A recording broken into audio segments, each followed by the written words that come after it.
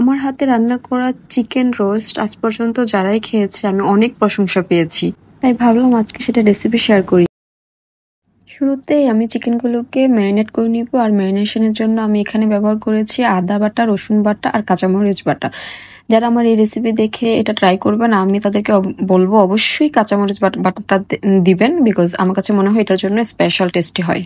তারপর একটা বাটিতে আমি টক দই, 1.5 চামচ ঘি, 3 ধরনের বাদাম বাটা, কাজু, পেস্তা, কাঠবাদাম, লাল মরিচের গুঁড়া আর হলো টমেটো সস একসাথে মিক্স করে একটা পেস্ট বানিয়ে নিয়েছি। আমি আসলে আলাদা আলাদাভাবে ভিডিও নিতে পারিনি। তারপর আমি ম্যারিনেট করা চিকেনগুলো এক এক করে ভেজে নিব। খুব বেশি ভাজা যাবে না, বেশি ভাজলে একটু শক্ত হয়ে যাবে। একটু অল্প হালকা করে ভেজে আমি তুলে নিব। আচ্ছা, এখানে আমি ছোট সাইজের চিকেনগুলো নিয়েছিলাম, যেগুলোকে 4 পিস করা গিয়েছিল।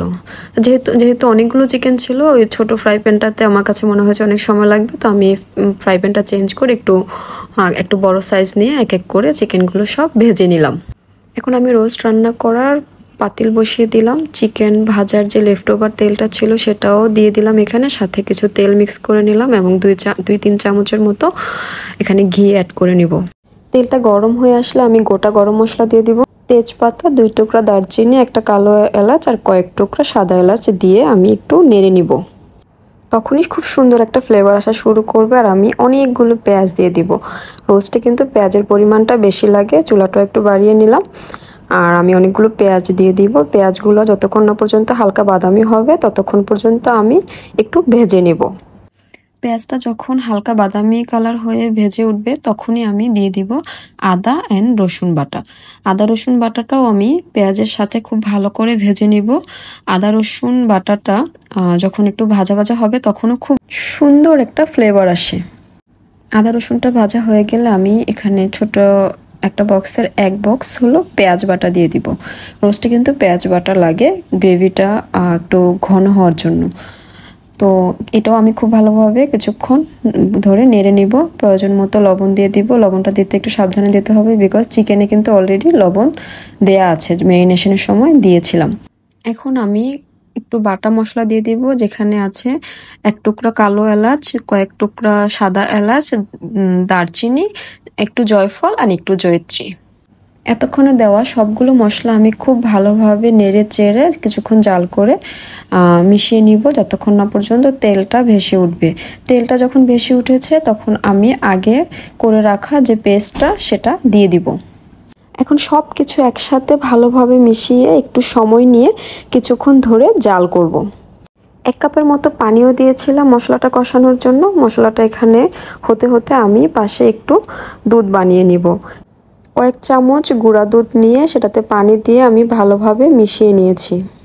এদিকে আমার মশলাও কষানো শেষ হয়ে গিয়েছে, তেল ভেসে উঠেছে এবং নিচ দিয়ে হালকা হালকা লেগে যাচ্ছে। এই পর্যায়ে আমি ভেজে রাখা চিকেনগুলো দিয়ে দিব। চিকেনগুলো আস্তে আস্তে ভালো করে মশলার সাথে মিশিয়ে নিব। তারপর একটু কেচাপ দিয়ে সেটাও একটু নেড়ে নিব। চুলার আঁচটা একটু কমিয়ে আমি একটা ঢাকনা দিয়ে কিছুক্ষণের জন্য চিকেনগুলো এভাবেই রেখে জাল হতে দিব। কিছুক্ষণ জাল হওয়ার পর আমি ঢাকনা তুলে হালকা একটু নেড়ে নিব। একটু নাড়াচাড়া করে অল্প একটু গুঁড়া গরম মশলা দিয়ে দিব, সেটাও ভালোভাবে মিশিয়ে নিব। এ পর্যায়ে আমি বানিয়ে রাখা দুধটা ঢেলে দিব এবং সেটাকেও কিছুক্ষণ জাল হতে দিব। চুলাটা একটু বাড়িয়ে ঢাকনা দিয়ে ঢেকে দিলাম কিছুক্ষণ জাল হওয়ার জন্য। কিছুক্ষণ জাল হওয়ার পর একটু নেড়ে দিলাম। Almost done. এখন আমি 1 চামচের মতো চিনি দিয়ে দিলাম। অনেকে ভাবে চিনি দিলে হয়তো মিষ্টি হয়ে যায়, বাট ইটস রং। এটা দিলে টেস্টটা বাড়ে। এখন আমি একটু গোলাপ জলও দিয়ে দিলাম, তাতে সুন্দর একটা ফ্লেভারও আসে। দিয়ে দিলাম 1 মুঠো কাঁচামরিচ। কাঁচামরিচটা দিয়ে একটু নেড়ে আমি তুলে ফেলবো। এই তো আমার চিকেন রোস্ট রেডি হয়ে গেল। আমার এই রেসিপি ফলো করে যদি আপনারা কেউ বানিয়ে কাউকে খাওয়ান, আই এম শিওর আপনারাও আমার মতো প্রশংসা পাবেন অ্যান্ড একটা বিয়েবাড়ি ফিলও পাবেন। Thank you for watching my video.